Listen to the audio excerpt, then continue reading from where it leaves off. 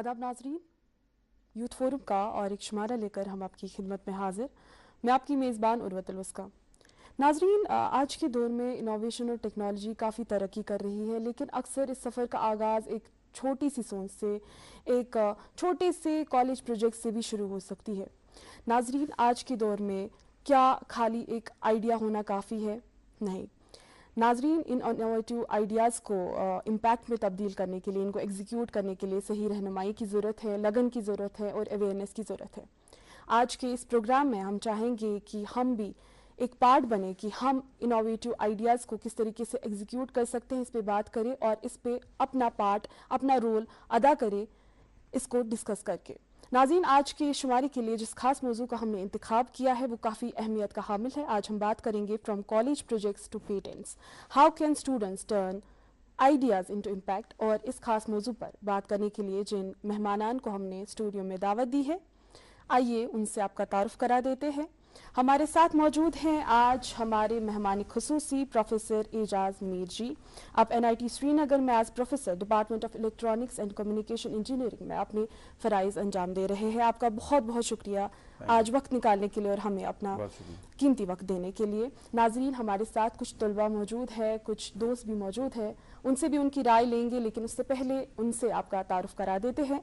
हमारे साथ मौजूद है मेरे बाई जानिब फलक नूर जी। आप भी NIT श्रीनगर में ज़ेर तालीम है, आप इलेक्ट्रिकल इंजीनियरिंग डिपार्टमेंट में पढ़ रही है। नाजरीन, हमारे साथ मौजूद है हरमनप्रीत कौर जी। आप भी NIT श्रीनगर में ज़ेर तालीम है, आपका भी बहुत बहुत शुक्रिया हमारे साथ जुड़ने के लिए। नाजरीन, और दो दोस्त भी हमारे साथ जुड़े हैं, उनसे भी आपका तारुफ करा देते हैं। हमारे साथ मौजूद है आयुष शर्मा जी। आप भी इलेक्ट्रिकल इंजीनियरिंग डिपार्टमेंट से हैं, NIT श्रीनगर में अभी ज़ेर तालीम है। और भी एक दोस्त जुड़े हुए हैं, उनसे भी आपका तारुफ करा देते हैं। हमारे साथ मौजूद है फुरकान फाजली जी। आप भी NIT श्रीनगर में ज़ेर तालीम है। चूँकि मैंने आगाज़ में ही जिक्र किया कि आज का जो टॉपिक है वो काफ़ी वसी भी है लेकिन अहमियत का भी हामिल है, तो बगैर देरी किए प्रोफेसर साहब आपकी तरफ रुख करना चाहेंगे, आपसे जानना चाहेंगे, क्योंकि हमारी ऑडियंस कुछ बेसिक चीज़ भी जानना चाहेंगे। चूँकि आप इंजीनियरिंग बैकग्राउंड से हैं, काफ़ी सारी एक्सपर्टीज़ है एकेडमिक्स में भी, चाहे इनोवेशंस में, तो हम चाहेंगे कि आपसे एक ब्रॉडर पर्सपेक्टिव ले, बट एक लेमैन की समझ के हिसाब से अगर आप समझाना चाहे इनोवेशन को, क्योंकि हम सब कुछ को भी इनोवेशन नहीं कह सकते, तो आपसे जानना चाहेंगे इनोवेशन क्या है, हम किस चीज़ को इनोवेशन कहेंगे। और जहाँ तक अवेयरनेस का ताल्लुक है, जब हम प्रॉपर्टी राइट्स की बात करते हैं, खासकर इंटेलेक्चुअल प्रॉपर्टी राइट्स की बात, तो काफ़ी लोग अवेयर नहीं होते हैं, उनके पास इनोवेटिव आइडियाज़ होते हैं, एक आम इंसान भी, लेकिन उसको ये चीज़ नहीं पता होती कि अगर वो आइडिया एग्जीक्यूट भी कर रहा है तो उसके बाद वो किस तरीके से उस पे राइट रखता है, उस पे हुकूक रखता है। तो इस पे ज़रा सा आगाज़ में आपसे वो एक ब्रॉडर पर्सपेक्टिव के हिसाब से एक ओवरव्यू लेना चाहेंगे। अस्सलाम वालेकुम रहमतुल्लाह। जी, आपने जो ये मौजू चुना है ये बहुत ही अहम मौजू है, इस लिहाज से कि आज का बच्चा जो है उसकी चाहत ये होती कि वो नया करे, नया देखे और नया समझे जी। और इसी नया करने को हम इनोवेशन का नाम देते हैं कि जो चीज़ चल रही हो उसको कैसे बेहतर बनाया जाए। जो इनोवेशंस हैं, इन्वेंशंस हैं, वो इस तरह से उनको इस तरह से देखा जाए कि ताकि वो मोर एफिशिएंट बन जाए और उसमें efficiency in terms of cost, efficiency in terms of time and efficiency in terms of speed. तो ये सब चीज़ें जो उसमें जब आती हैं तो ये एक नया रुख पकड़ता है, एक नई शक्ल इख्तियार करता है। और हमारे बच्चे जो हैं जब तक उनको इसके बारे में अवेयर ना किया जाए, कि उनको एक मौका दिया जाए कि आप जो देख रहे हैं आजू बाजू, this is not the end of it, इनमें बेहतरी की ज़रूरत है। और ये एहसास दिलाना उनको कि हर चीज़ बेहतर से बेहतर हो सकती है, ये इनको एक इनोवेटिव माइंड की तख्लीक से आगाज़ इनका कराती है। और जब तक हम अपने बच्चों में ये उनको मौका ना दें, उनको ये रिस्क लेने का ये सलीका ना सिखाएं और उनको फेल होने को कैसे इख्तियार किया जाए, हाउ टू एक्सेप्ट डिफीट, ये बहुत ही अहम है हमारे बच्चों को, उनको ये तरगीब दी जाए, तभी जाके चीज़ें बेहतर हो सकती हैं। और इसी चीज़ का फुकदान है हमारे पूरे माहौल में। आप देखेंगे कि हम नाकामी से डरते हैं जी। और उस वजह से जो है हम इम्प्रूव नहीं कर पाते, और इम्प्रूव करना उस स्पीड से, जिस स्पीड से हमें आगे चलना है, हम पीछे रह जाते हैं। तो ये जो इंटेलेक्चुअल प्रॉपर्टी राइट्स है, ये एक तहफ़्फ़ुज़ है हर उस इंसान के लिए जो, इसका मतलब ही जो इंटेलेक्चुअल मीन्स कि आपने सोचा किसी चीज़ पे और वो आपकी प्रॉपर्टी बन जाता है, राइट। उसका तहफ़्फ़ुज़ कैसे किया जाए, इसका नाम IPR बन गया। सो इंटेलेक्चुअल प्रॉपर्टी राइट्स में खाली आपके पेटेंट्स ही नहीं, उसमें आपके ट्रेडमार्क्स भी आते हैं, उसमें आपके कॉपीराइट्स भी आ जाते हैं। तो जिस तरह की आपने कुछ तख्लीक की हो, कुछ नई चीज़ बनाई हो, उसको कैसे सेफगार्ड किया जाए, तो इसी के जो कवानीन बने हैं आलमी सतह पर भी और हमारे नेशनल सतह पर भी, कौमी सतह पर भी एक ऑर्गेनाइजेशन बनी हुई हैं जिनके थ्रू आप अपने इन चीज़ों का तहफ़्फ़ुज़ करते हैं। और इस चीज़ का एहसास जाना हमें राइट फ्रॉम स्कूल टाइम, कि बच्चा जब आप स्कूल में होता है, वो रिस्क लेने का उसका बहुत ही शौक सा होता है कि मैं उठूं, खड़ा हो जाऊं, चलूं।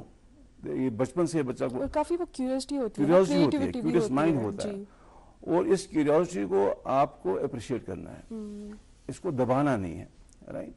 और जितना हम इस बच्चे को अप्रिशिएट करें, इसको मौका दें, तब जाके नई चीज़ें सामने आ जाती हैं। तो एक माहौल से बनाना है राइट फ्रॉम स्कूल टाइम, कि बच्चे को जो है हम वो करने दें जिसमें अल्लाह ताला ने उसकी वो सलाहियत दी है, राइट। वो पढ़ने में बहुत अच्छा होगा, उसमें आप शाबाशी दे दें। वो प्रैक्टिकल माइंड रखता हो तो उसको लैब में जाने के लिए आप तरगीब दे दें, उसकी सहूलियात पैदा कर दें। तो ये अवेयरनेस और ये मौके बच्चों को मुहैया किए जाएँ राइट फ्रॉम स्कूल टाइम, तब जाके कॉलेज में उसको एक बड़े पैमाने पे, एक बड़ी लैब के through more funds will be available to him और हर, तो तब जाके ये चीज़ें बेहतरी की तरफ बढ़ी जाती हैं। तो ये है कि भाई आप जब कोशिश करेंगे इस बारे में, तो कानून बने हुए हैं जिसमें आप हर तरह से इसका फ़ायदा उठा सकते हैं, monetary wise as well as reputation wise as well as satisfying your own self also.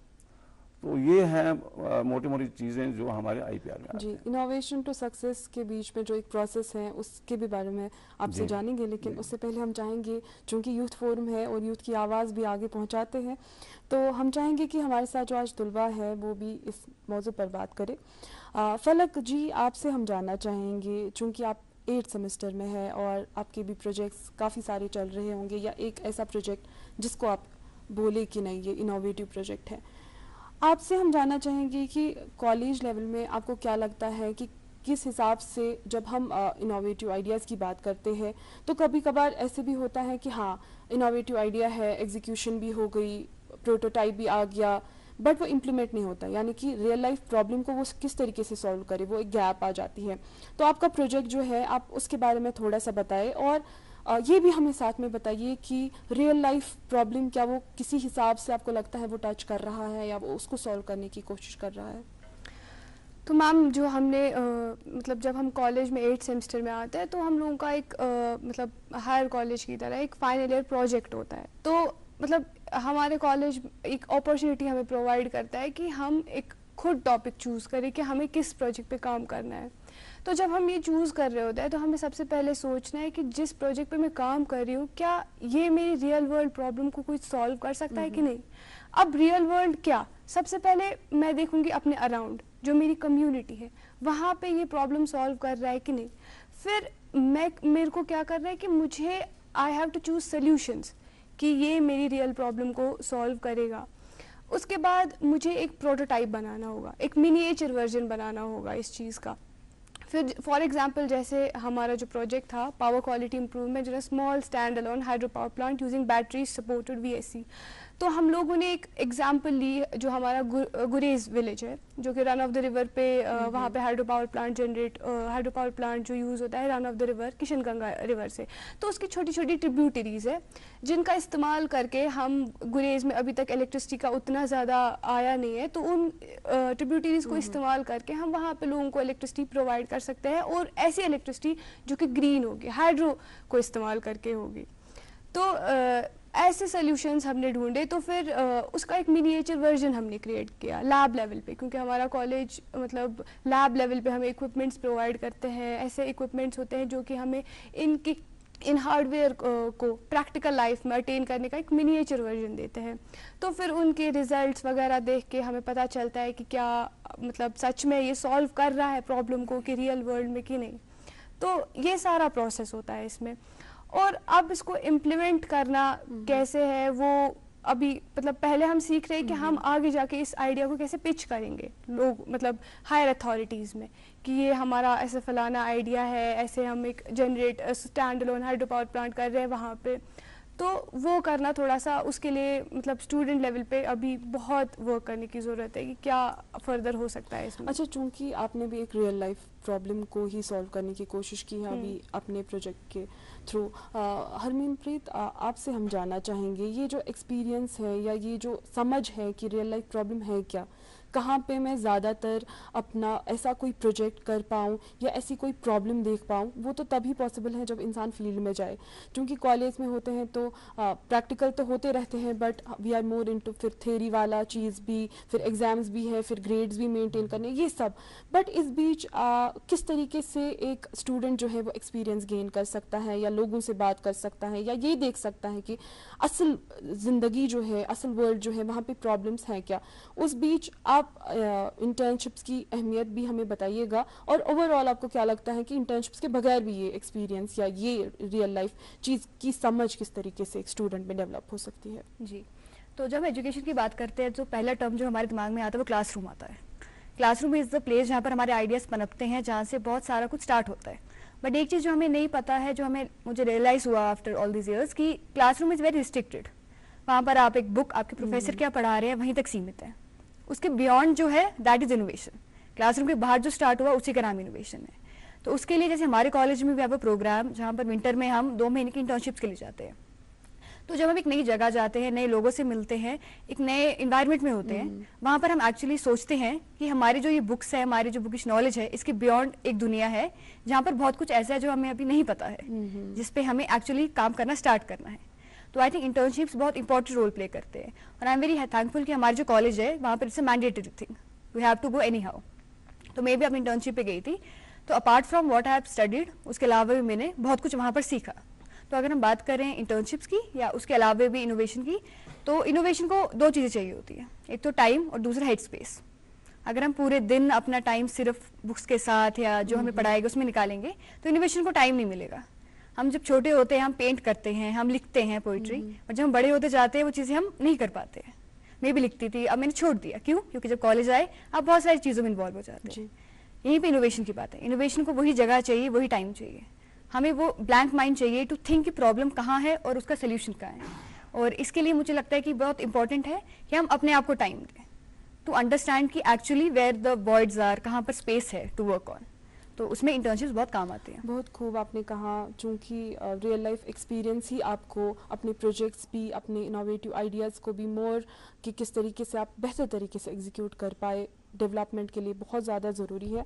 Ayush, चूँकि हम पेटेंट की भी बात यहाँ करना चाहेंगे, आपसे हम जानना चाहेंगे, चूँकि बहुत सारे ऐसे होते हैं जिन्होंने इनोवेटिव आइडियाज़ को एग्जीक्यूट तो किया होता है, उन्होंने कुछ इनोवेशन की होती है, चाहे छोटी हो बड़ी हो, बट उनको जिस तरीके से सर ने भी जिक्र किया इंटेलेक्चुअल प्रॉपर्टी राइट्स का, उसके तहत पेटेंट की एक जो प्रोसेस है, क्या आप उसको थोड़ा सा यहाँ पे डिफ़ाइन करेंगे, उसके बारे में कुछ ओवरव्यू देना चाहेंगे?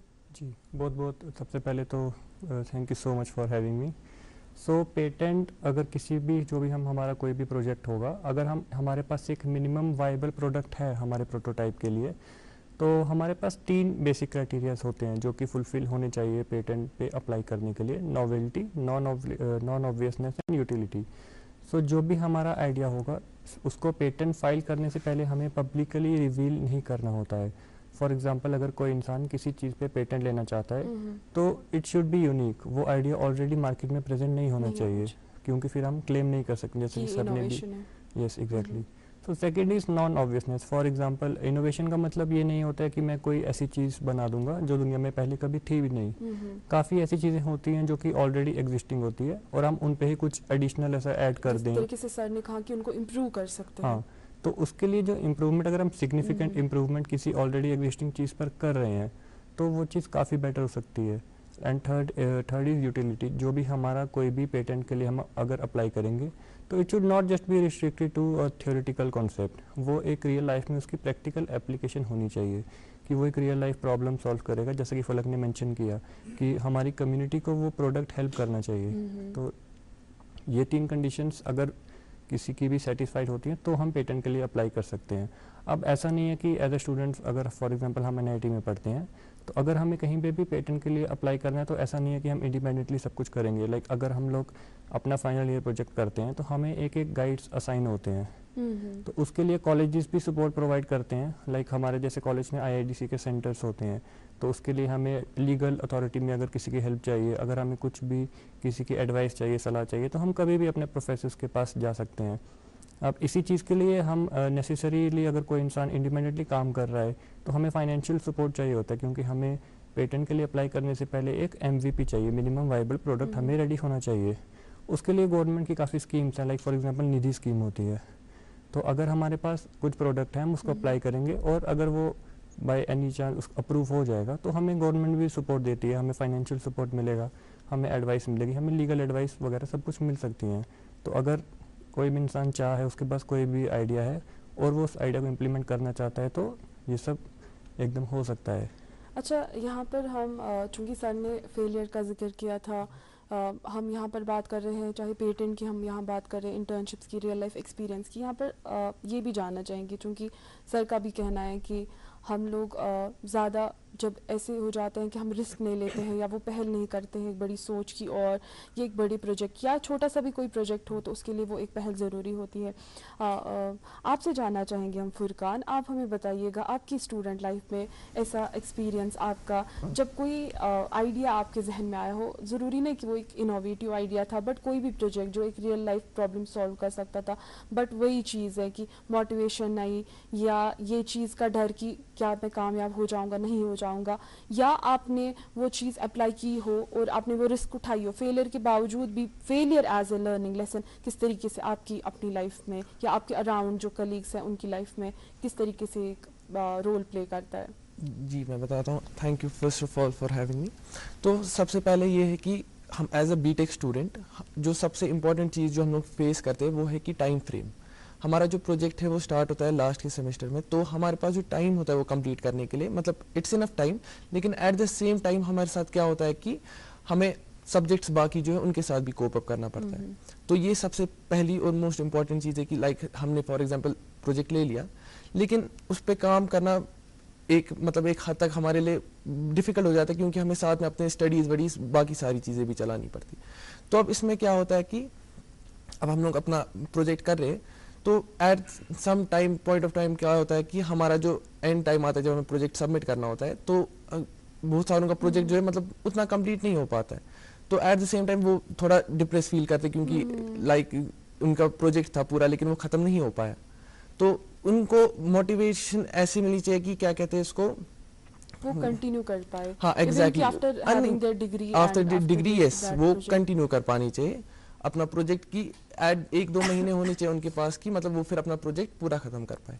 इवन मुझे लगता है कि अगर उनको वो टाइम मिलता भी नहीं है और इनकम्प्लीट भी एज सच रहता है, हालांकि इनकम्प्लीट तो नहीं होता है, अगर उन्होंने एक भी स्टेप फॉरवर्ड किया है तो जिस तरीके से सर ने भी कहा कि उसको इम्प्रूव कर सकते हैं, मुझे लगता है उसके बाद भी वो कंटिन्यू कर सकते हैं। वो कंटिन्यू कर सकते हैं या उसके बाद जो नेक्स्ट ईयर स्टूडेंट्स आएंगे वो उस पर काम कर सकते हैं। तो ऐसी चीज़ें हो सकती है उस वाले प्रोजेक्ट। अच्छा प्रोफेसर साहब, आपसे जानना चाहेंगे हम, चूँकि इसमें बहुत सारी चीज़ों का रोल है एग्जीक्यूशन में, जब हम बात करते हैं तो उसमें एक अहम रोल है जिस तरीके से हमारे पास इंक्यूबेशन लैब्स भी है, हमारे पास काफ़ी सारी चीज़ें तो है, लेकिन उसके बावजूद भी जब एक बड़ा प्रोजेक्ट हो उसमें फंडिंग का इशू रहता है, बहुत सारी चीज़ें रहती हैं, तो किस तरीके से आप एज प्रोफेसर ये चैलेंज टैकल करते हैं या कौन कौन से चैलेंज है जो इस रास्ते में आ रहे हैं अभी? देखिए, मैं आपको ये बात साफ करना चाहता हूँ कि innovation is not everybody's cup of T, right. एक इनोवेशन के लिए एक अल्लाह ताला ने उसमें सलाहियतें दी हैं, सो ही कैन गो अहेड। हम भी अब 100 बच्चों में से मेरी 5% will be of that type के जो ये रिस्क ले लें और जिन्होंने बहुत पहले से अपने आप को में ये तरबियत उन्होंने हासिल की हो कि they can come up with something new. Otherwise हमारा वही बीटन पाथ वाला मामला रहता है, everybody follows the path that is already been treaded. लेकिन मैं यही बात फिर से आपसे कहना चाहूँगा कि पहले ये तैयारी हो कि I can fail, right, and I should be ready to accept that failure. जो वो जहन बना के चलेगा, उससे एक्सपेक्टेशन आप रखिए कि ये he can come up with something novel. Innovation शायद इसके किस्मत में लिखा हुआ है। जहाँ तक फंडिंग का ताल्लुक है, फंडिंग के मामले में गवर्नमेंट के पास बहुत सारी स्कीम्स हैं, और सबसे बड़ा जो हमारा सोर्स ऑफ फंडिंग है that is the DST, department of science and technology है, हमेशा फंड्स प्रोवाइड करते हैं ऐसे आइडियाज़ के लिए। आपको अपना जो है, and then this department of industrial relations even, जिनके पास आप आइडिया लेके जाएं, they will take care of it कि एक तो आप उस पर काम कर पाएँ, और जो भी आपके नेशनल रेपुटेशन के इंस्टीट्यूट्स हैं, नेशनल इंस्टीट्यूट ऑफ एक्सलेंस जो हैं, उनमें सेपरेट सेल्स कायम की गई हैं, राइट, इनोवेशन एंड इंक्यूबेशन के नाम से, कि जहाँ पर आपका आइडिया वो आपको रहनुमाई भी करेंगे, वो आपको फंडिंग भी दे देंगे। क्या आप यहाँ पे कोई एग्जांपल हमारे साथ शेयर करना चाहेंगे आपके डिपार्टमेंट से या NIT से?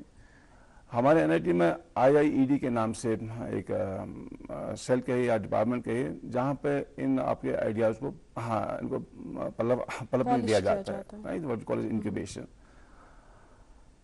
उसमें आपको हर तरह का आपको हेल्प मुहैया किया जाता है, plus the expertise, the guidance, right.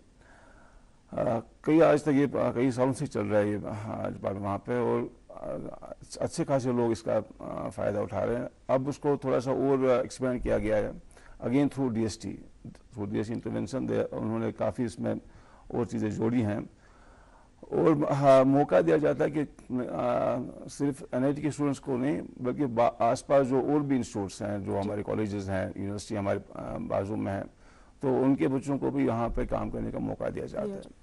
या इवन जो इंस्टीट्यूट्स में ना हो, राइट, कोई घर पे इसके बाहर भी हो, जिसको कोई इस तरह कोई ख्याल आ जाए, तो वी वेलकम इवन देन। मैं आपको हल्की सी एग्जांपल दूंगा। आप हमारे पास में डल है, और डल में आप आए दिन जैसे कि हम नदरू से निकालते हैं, और नदरू निकालना ये नेचर का कोई हिसाब किताब है कि आप सर्दियों में ज़्यादा नदरू उगते हैं, राइट, वो शायद मैच्योर तभी उसी टाइम पे होता है, और उस टाइम पे किसी भी इंसान का डल में उतर के नदरू काटना या नदरू को आइडेंटिफाई करना बड़ा मुश्किल है। तो one of the colleagues is working on that, right, कि ये नदरू के लिए can he use a camera along with some other devices, कि नदरू को लोकेट किया और नीचे से उसको काटने का एक मैकेनिज्म निकालें, राइट, ताकि इसके लिए सहूलत पैदा हो जाए। सो इनोवेशन या इस तरह का कोई भी चीज़ निकालना जिससे आपके आसपास में कोई फ़ायदा आ जाए, कोई आराम पहुंचे उनको, this is what is most in demand. मुझे याद है हमारे एक प्रोफेसर थे, प्रोफेसर यमानी साहब, उन्होंने कारपेट वीविंग कंप्यूटराइज, उस वक्त ही, आज से 40 साल पहले की बात मैं कर रहा हूँ आपसे। कारपेट वीविंग में आप देखते हैं कि सिंपल सा टेक्निक है, प्रोसेस बहुत सिंपल है, कि आपने धागा चुना, वो तालीम के हिसाब से जो आपको धागा चुनना होता है, वो तालीम लिखी होती है कारपेट वीविंग में, उस आपको फिर एक नॉट लगाना होता है और फिर कट करना होता है इस धागे को। तो इसको उन्होंने उस वक्त कंप्यूटराइज किया, and he came up with patent for that, और आज भी वो उनके नाम पे है, राइट। तो ये चीज़ें हमारे आसपास ही होते हैं, अब कोई इस पर ध्यान देता है, आमतौर से हम देखे चल देते हैं, राइट। तो अभी मैंने कहा कि बहुत कम लोग हैं जिनका दिमाग इस तरफ जाता है कि आसपास में जो चीज़ें हो रही हैं उनको कैसे इम्प्रूव करें, उनको कैसे बेहतर बनाया जाए, राइट। एंड फंडिंग का कोई मसला है नहीं, जिसको भी ऐसा कुछ हो, they can come to NIT, will be able to guide them, और उनको उनके उस ख्वाब को जो है वो ताबीर करना। ये बहुत अच्छा इनिशिएटिव है कि इवन अपने स्टूडेंट्स के लिए ही नहीं खाली, बल्कि नॉन स्टूडेंट भी जो हो या दूसरी इंस्टीट्यूशन से जो हो, उनके लिए भी आप जो है उनको भी वेलकम करते हैं।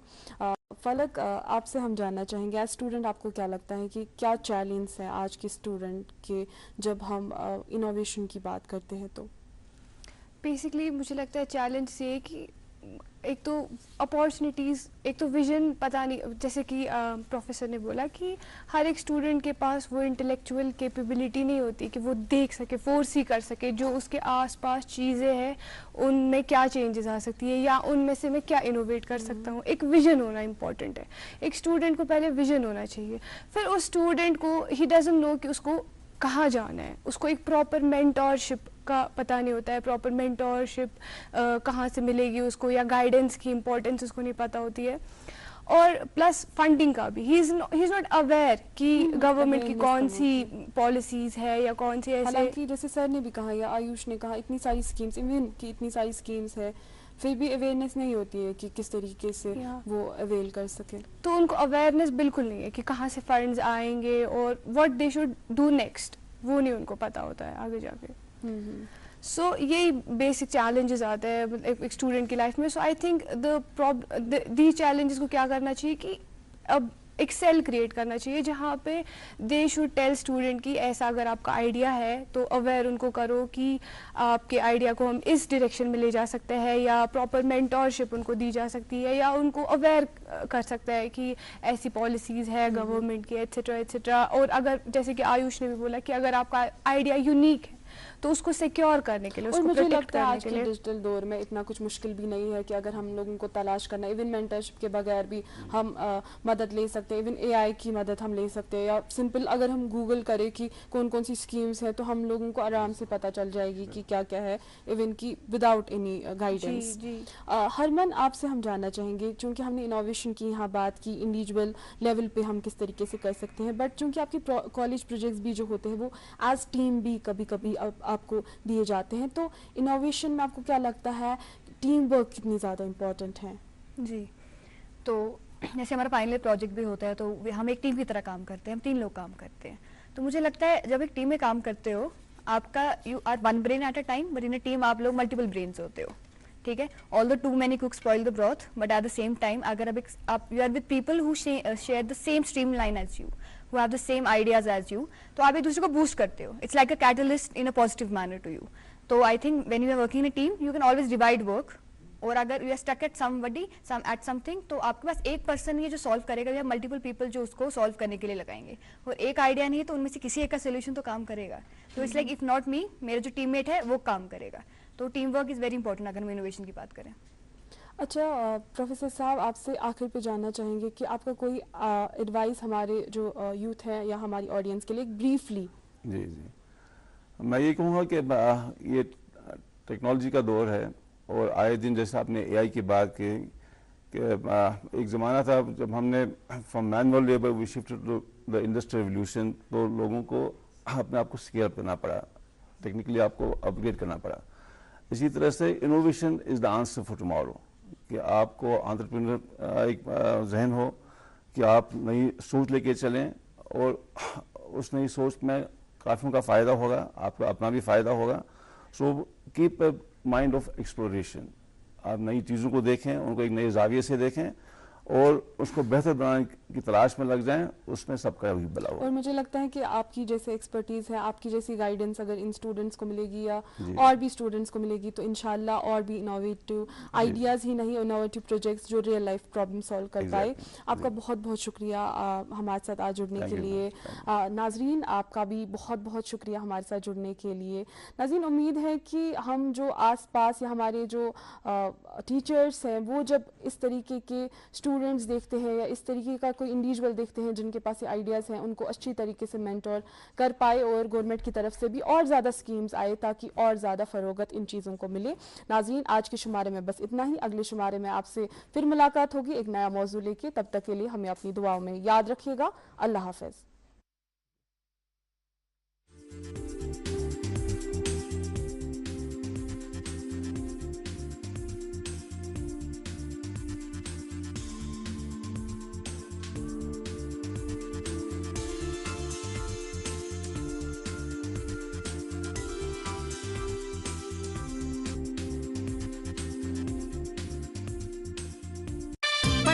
खेलता है, झूलता उछलता है, दौड़ता कभी कभी दौड़ कराता है, आगे आगे बढ़ता है इंडिया, अमूल दूध पीता